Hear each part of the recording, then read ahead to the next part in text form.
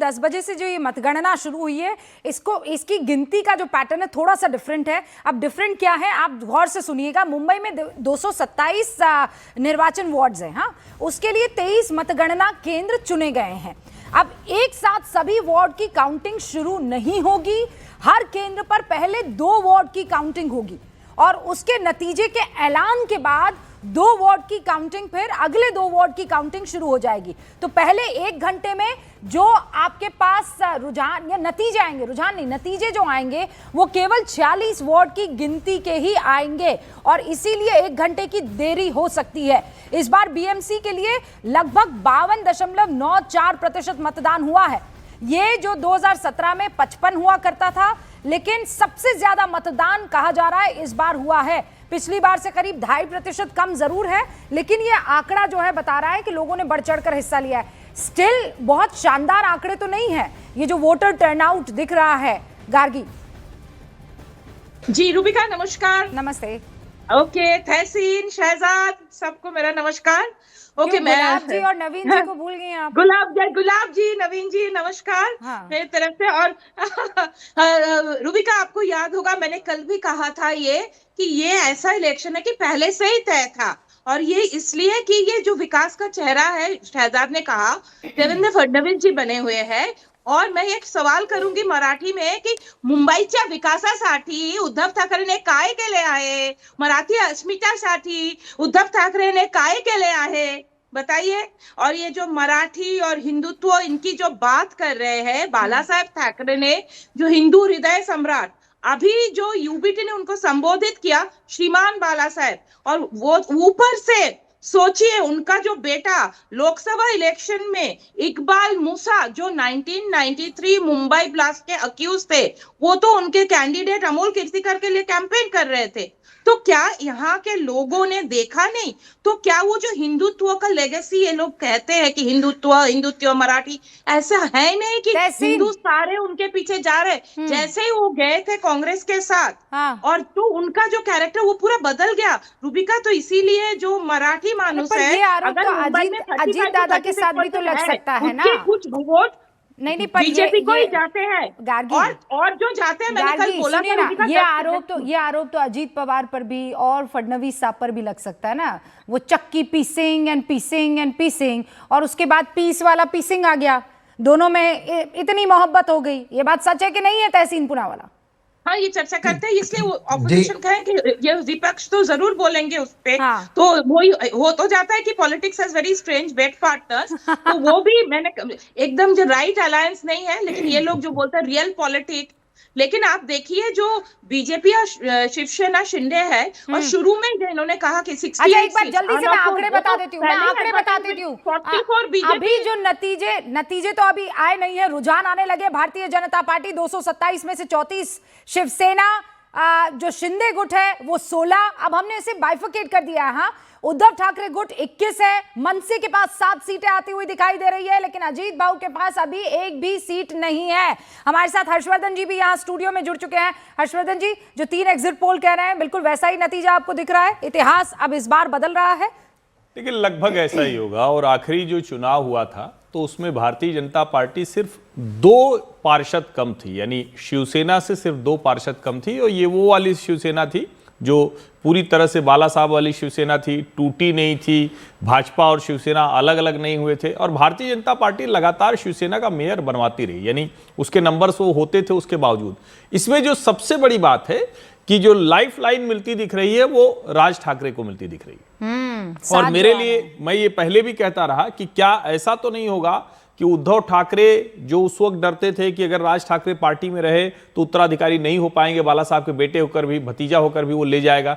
तो क्या राज ठाकरे, अगर उनके नंबर इस तरह के रहे, और इसमें मुझे कोई संदेह नहीं दिखता है कि बीजेपी और शिवसेना एकनाथ शिंदे मिलकर वो वहां मेयर बना लेंगे और उनकी ही बीएमसी होगी, लेकिन राज ठाकरे के नंबर अगर उद्धव ठाकरे के आसपास या थोड़ा भी उनको ताकत मिलती दिखी, तो ये तय मानिए कि उद्धव ठाकरे की जो शिवसेना उद्धव बाला साहब ठाकरे है, उसके लिए इस वजह से ज्यादा मुश्किलें आने वाली। और हर्षवर्धन जी देखिए ना, अभी तो नतीजे आए नहीं है, अभी तो सिर्फ रुझान है। और उससे पहले संजय राउत का बयान आ गया है। निकाय चुनाव में हजारों ऐसे नाम हैं, हजारों लोगों के नाम गायब रहे हैं, उनको वोट नहीं करने दिया गया है क्योंकि लिस्ट में उनका नाम ही नहीं मिले। शिवसेना के वोट थे वो सारे के सारे वहां से काट दिए गए, कुछ ऐसा आरोप लगाते हुए संजय राउत नजर आ रहे हैं। तहसीन पूनावाला, आपके पास आऊं उससे पहले शहजाद, ये संजय राउत का बयान, इस पर आपकी प्रतिक्रिया चाह रही हूं। शिवसेना के वोट थे, वहां पर वोट काटे गए हैं।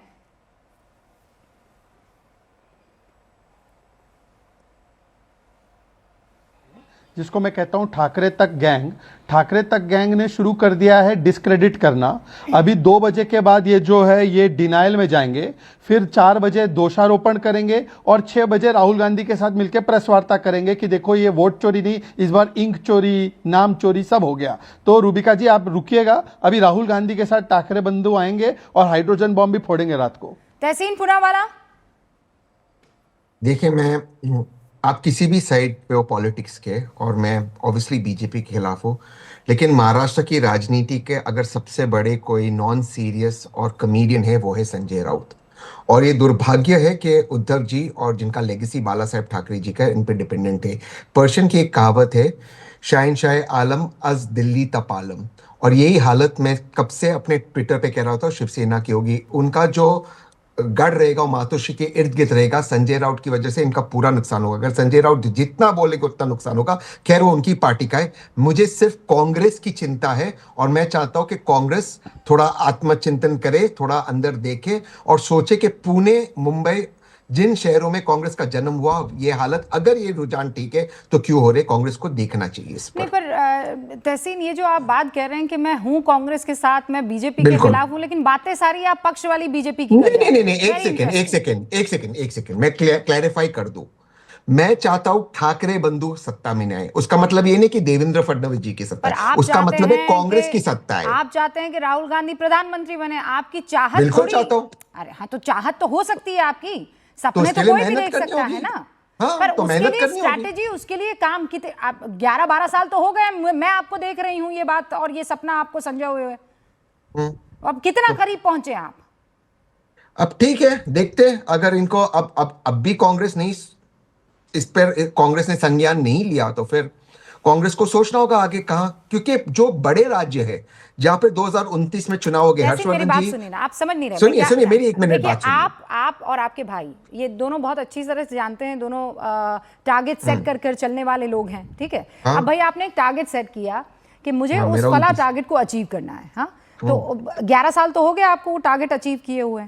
अब उस टारगेट को अचीव करने के लिए आप 2 कदम आगे बढ़े हैं कि 20 कदम आगे बढ़े हैं कि -40 वाला चल रहा है वो नीट एग्जाम टाइप का? अगर आप कांग्रेस की बात करें तो कांग्रेस 2024 से और 2019 के लेवल पे पहुंच गए। 2024 के चुनाव से 2 कदम पीछे गया है। अगर, और मैं उसका गणित देते संक्षेप में दे दो, हर्षवर्धन जी आप सुन लीजिए, जो अगर कांग्रेस को 2029 में सरकार बनानी है केंद्र में, तो 5, जी हर्षवर्धन जी सुनिए, जो अगर कांग्रेस को सरकार बनानी, जो मैं चाहता हूं बनाए, तो Uttar Pradesh 80 seat, Bihar 40 seat, Maharashtra 48 seats, West Bengal 42 seats और तमिलनाडु 39 सीट्स, 249 सीट्स। कांग्रेस खुद पे कितनी जीतेगी? तो अगर कांग्रेस 2024 में 2019 के लेवल पे चली गई तो कांग्रेस को सोचना होगा। और अच्छे लोग जो मेरी चीजें, अगर मेरी एडवाइस मानते, सचिन पायलट, शशि थरूर यहाँ कैंपेन करते मुंबई में, हमने सिर्फ मुंबई ने खोया है। रूबिका जी आप जानते हो, और एक स्पेस हमने खोया है, जो लिबरल मीडिया स्पेस है। हर्षवर्धन जी 10 सेकंड, जो लिबरल मीडिया स्पेस है वो भी कांग्रेस खोया है। आप मुझे बताइए रूबिका जी, ईमानदारी से, कांग्रेस के बड़े नेता है, 5 मुख्यमंत्री महाराष्ट्र में, मुंबई में बैठे, कितना कवरेज मिला उनको? राज ठाकरे के नेपो बेटे को ज्यादा कवरेज मिला। और एक बड़ी खबर आ रही है, शाइना एनसी कह रही है महायुति की ही जीत होने वाली है। शाइना एनसी ने ऐलान कर दिया हमारे नेताओं के काम के नतीजे अब कुछ ही देर में दिखने वाले हैं। वो ये कह रही है उद्धव अपना स्क्रिप्ट राइटर अब बदल दें, अब वो टाइम चला गया है। नगर निगम चुनाव पर शाइना एनसी ने बड़ा दावा कर दिया है कि बनेगी महायुति की सरकार। हालांकि ये बड़ा दावा तो कल 3 एग्जिट पोल भी कर चुके थे। शहजाद जवाब देना चाह रहे हैं, उसके बाद मैं हर्षवर्धन आपके पास आती हूँ। शहजाद। नहीं, देखिए तहसीन ने बोला कि कांग्रेस ने आत्मचिंतन करना चाहिए। तो रूबिका जी हम कितने आत्मचिंतन में बैठे तो है, हरियाणा का आत्मचिंतन, बिहार का आत्मचिंतन, दिल्ली का आत्मचिंतन, भाई हैनोई जाकर आत्मचिंतन। बर्लिन जाकर आत्मचिंतन हो रहा है। सोचिए आप बर्लिन के अंदर वो चिंतन जी करेंगे। स्क्रीन पर। मैं तो कहता हूं राहुल जी आ जाइए, बंगाल में आपकी आवश्यकता है, तमिलनाडु में आपकी आवश्यकता है और असम में आपकी आवश्यकता है। प्लीज राहुल कहाँ हैं आप आ जाइए। किसके लिए? मतलब वो तो सब समझ रहे हैं वो किसकी बात कर रहे हैं। नहीं मतलब ये शहजाद राहुल से इतना प्रेम क्यों दिखा रहे हैं कि आ जाइए ये आप भी जानते हैं हर्षवर्धन जी, इतने इनोसेंट आप कहाँ से हो गए? नहीं लेकिन एक मेरे मन में सवाल आया जब अभी तहसीन भाई कह रहे थे कि ये महा मुख्यमंत्री, उनको कितना कवरेज मिला। प्रियंका जी मुंबई के चुनाव में थी क्या, और थी तो क्या कर रही थी, अगर जानकारी हो? तहसीन जल्दी से।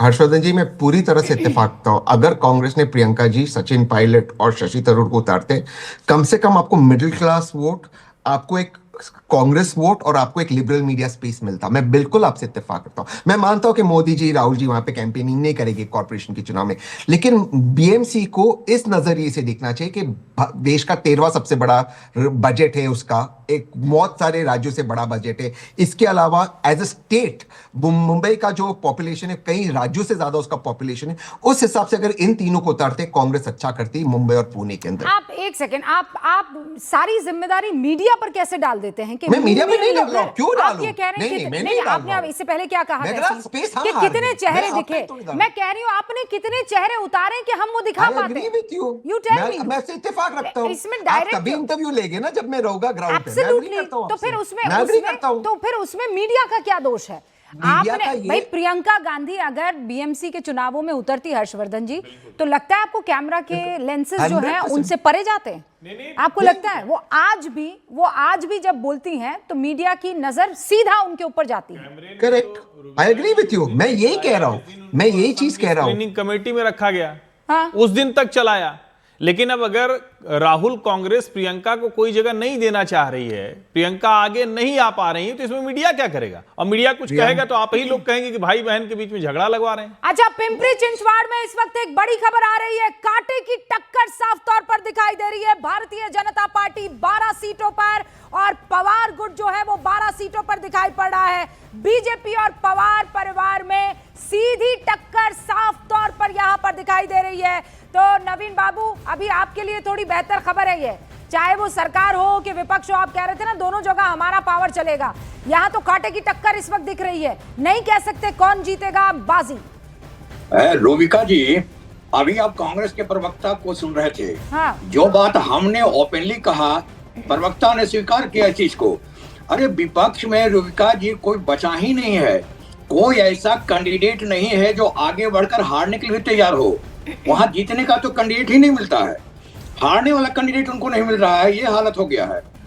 महायुति बहुत अच्छी स्थिति में आएगी, ना सिर्फ बीएमसी में, सब जगह महायुति की पकड़ बहुत अच्छी हो गई है। जनता उस पर विश्वास करती है। अरे और सर, रहा रुकिए। एक मिनट है। अरे नहीं, एक सेकंड। पिंपरी चिंचवाड़ की बात कीजिए ना, वहां महायुति कहाँ है? वहां तो महाटूटी है, वहां महायुति नहीं है।